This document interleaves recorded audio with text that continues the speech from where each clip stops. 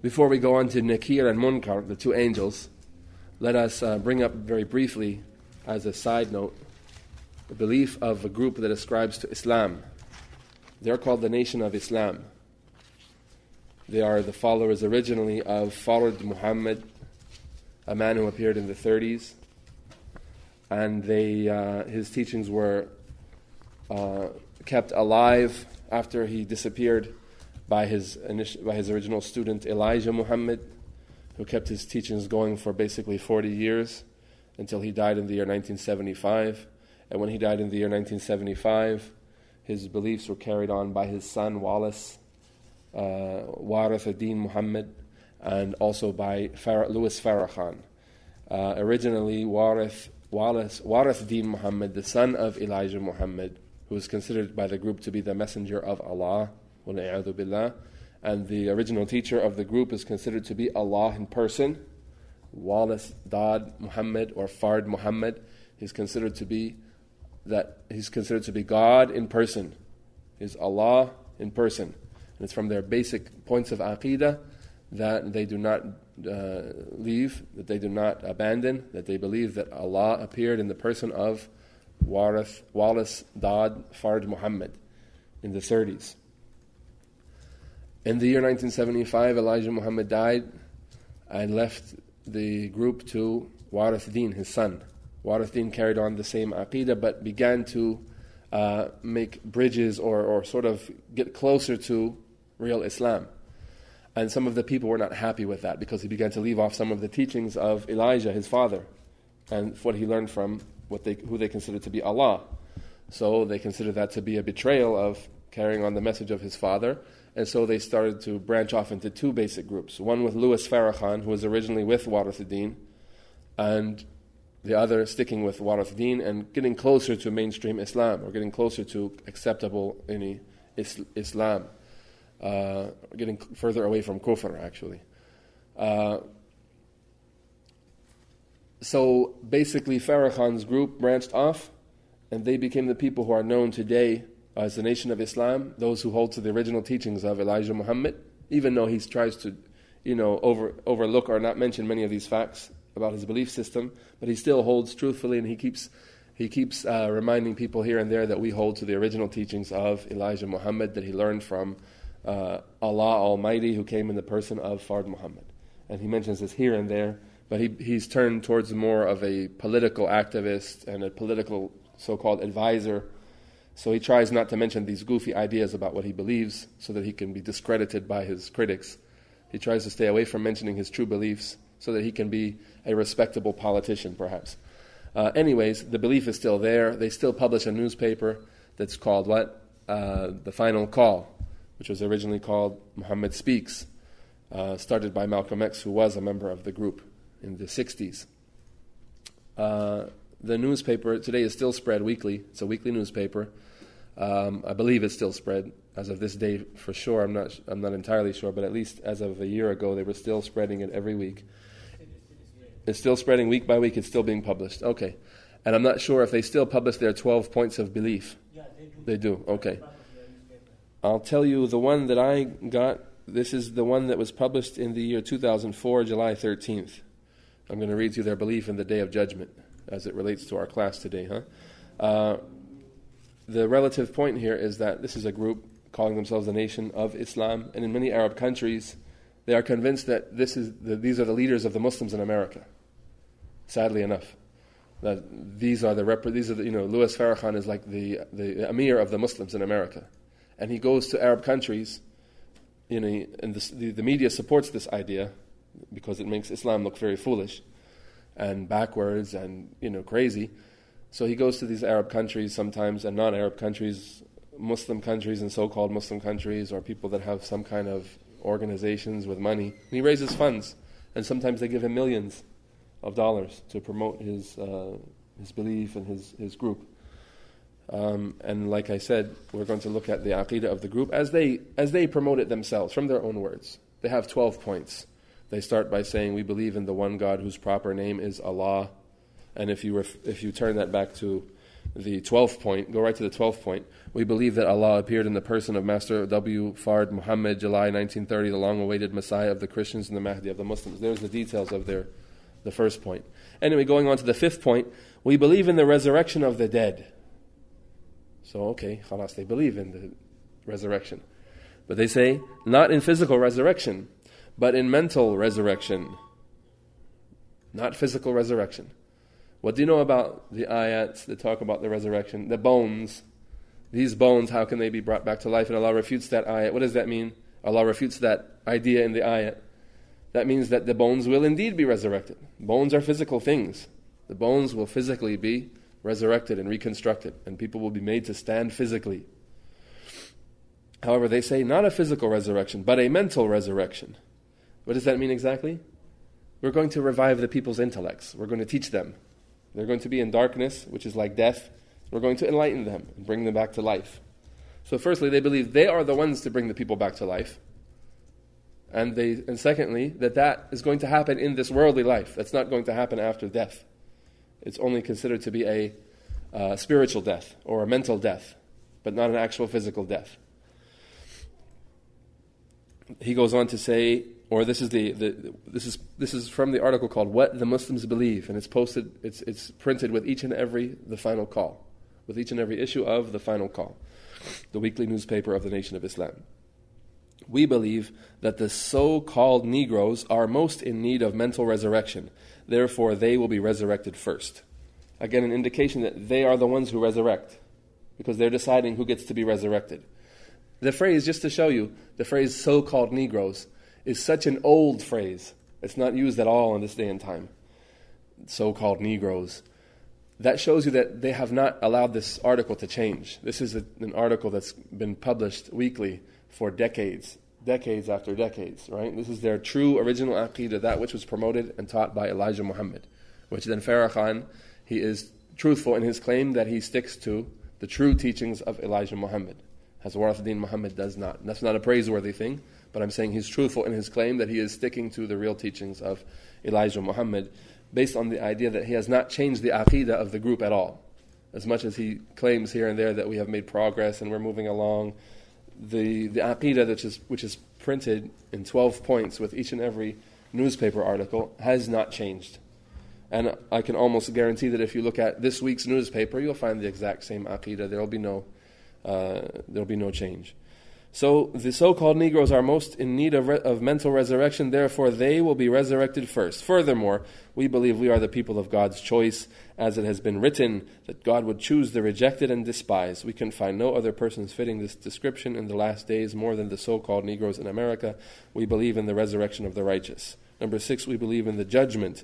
We believe the first judgment will take place as God revealed in America. So they go on and you hear the points and you start saying, what could be the proof for any of that? That God revealed that the first judgment will take place in America.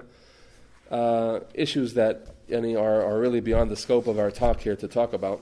However, the point about their disbelief in the Day of Judgment, saying that the Day of Judgment is a mental resurrection, not a physical one.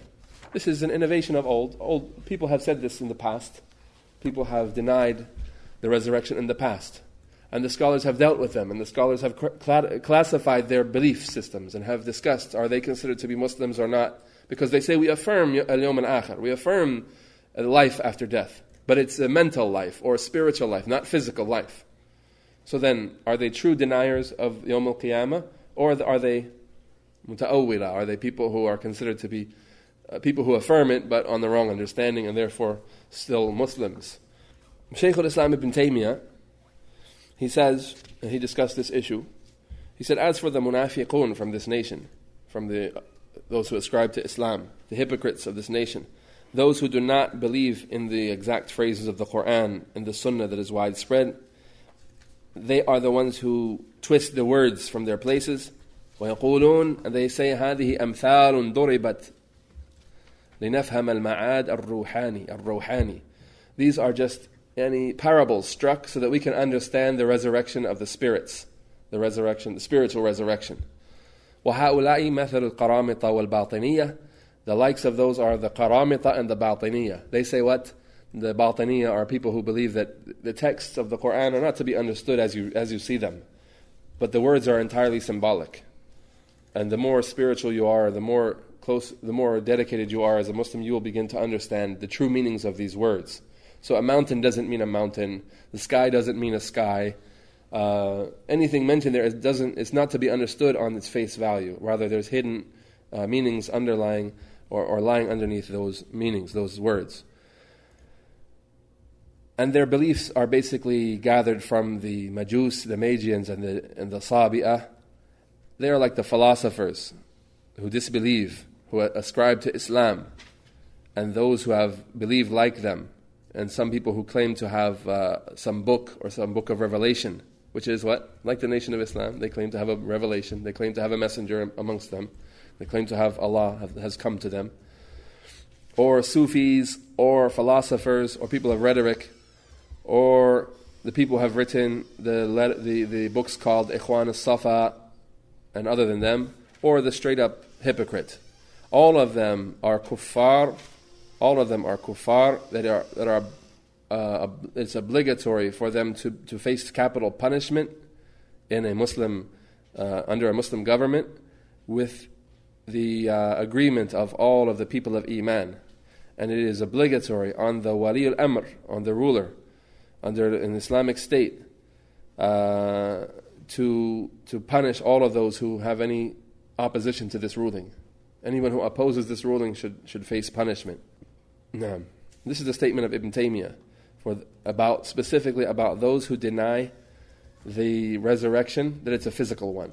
They affirm resurrection and say it's a spiritual one. So they affirm resurrection as an idea, but they deny that it's a physical resurrection. This is what Shaykh al-Islam has said for them, that it's obligatory on the leader of the Muslim state to put them to capital punishment, and to punish anyone who suggests that their madhab is correct, or that anyone who does not believe and does not support this idea or this action being taken against them. And that is from Majmu' al-Fatawa, Majmu' al-Fatawi, the 4th volume, page 314 and 315. He's referred to them as the munafiqs, the hypocrites of this ummah. Because of what? Their claim that after death you are going to be resurrected as a spirit, not as a physical body. How much more deserving are people who claim that there is no resurrection, not spiritual and not physical, nothing. There's physical death, and that's the end of a person's life. There's nothing after that. How much more would they deserve to be considered to be hypocrites, considered to be those people who it's binding on the Muslim ruler to put them to capital punishment. And Allah subhanahu wa ta'ala has said, وَقَالُوا أَإِذَا كُنَّا عِظَامًا وَرُفَاتًا أَإِنَّا لَمَبْعُوثُونَ خَلْقًا جَدِيدًا أَوَلَمْ يَرَوْا أَنَّ اللَّهَ الَّذِي خَلَقَ السَّمَاوَاتِ وَالْأَرْضِ قَادِرٌ عَلَىٰ أَنْ يَخْلُقَ مِثْلَهُمْ وَجَعَلَ لَهُمْ أَجَلًا لَا رَيْبَ فِيهِ فَأَبَى الظَّالِمُونَ إِلَّا كُفُورًا. And they say, if we are going to be scattered bones, are we then going to be resurrected in a new type of construction? Don't they see that Allah, the one who created the heavens and the earth, is able to create the likes of them and give them an appointed time, which there is no doubt about? So the oppressive people, the Zalimun, have refused except to be disbelievers. That's from Surah Al-Isra, the 98th and 99th verse. And Allah subhanahu wa ta'ala has, as mentioned before, described the people who disbelieve as simply disbelievers in the Day of Judgment. As He said, وَأَنَّ الَّذِينَ لَا يُؤْمِنُونَ بِالْآخِرَةِ أَعْتَدْنَا لَهُمْ عَذَابًا أَلِيمًا. Verily, the people who do not believe in the hereafter, we have prepared for them a painful punishment. And Al-Alusi, one of the scholars of Tafsir, has said the reason why specifically the Day of Judgment has been mentioned as proof of their disbelief is that it is the most important of the acts, or the most important of the affairs of belief in the ghaib that people have been ordered to believe in by all of the messengers, in all of the messengers that were sent. So this shows the severe misguidance of people who deny a physical resurrection, or even a mental resurrection, as is the case with the Nation of Islam. An important note for clarification: our position on the people of misguidance, whose misguidance has reached a level of kufr, is that we take a position against the statement and against the madhab and say the madhab is kufr, and anyone who believes it is a kafir. A general statement. Anyone who believes that there is no day of judgment, or that the day of judgment is during the dunya and it's not after a person's death, or he denies that we'll be sent forth to be asked about our deeds after our death, anyone who believes that is a disbeliever. That is an aqeedah of disbelief. It's the aqeedah of the mushrikeen who rejected the Messenger sallallahu alaihi wasallam. We make that general statement. We do not now say the Nation of Islam, leaders and followers are disbelievers. We do not say that. This is the job of the ulama. This is called takfir, to dispel or to remove people from the fold of Islam.